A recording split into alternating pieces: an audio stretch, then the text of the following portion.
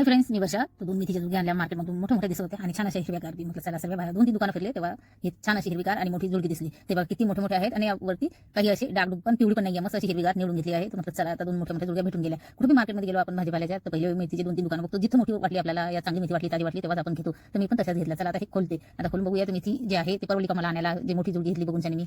तर दोन्ही पण जुडग्या सोडून घेते.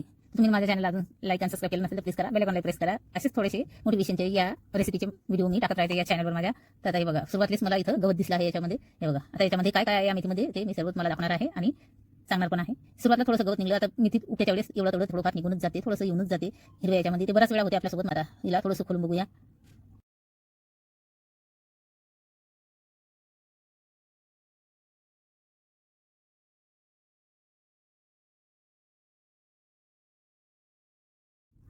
हे बघा, आहेच थोडंफार काही ना काही एवढं तेवढं.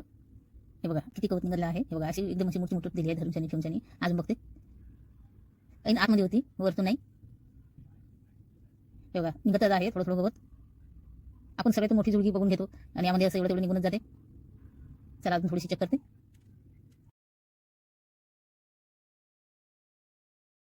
आता ही जी गवत आहे एकदम आतमध्ये आहे. हे बघा, आतमध्ये आहे. तर हे आपल्याला आपण जेव्हा मेथी घेतो ते दिसत नाही, कारण की हे आतमध्ये बांधलेलं असते. जिथं मूठ बांधलेली असते तिथं आपण वरून बघतो की नाही चांगली गड्यावरतून हे विकार दिसते मस्त. हे बघा किती गवत निघतच आहे. आता किती वेळची मी काढतच आहे, बारीक सुद्धा अंगा निघतच आहे.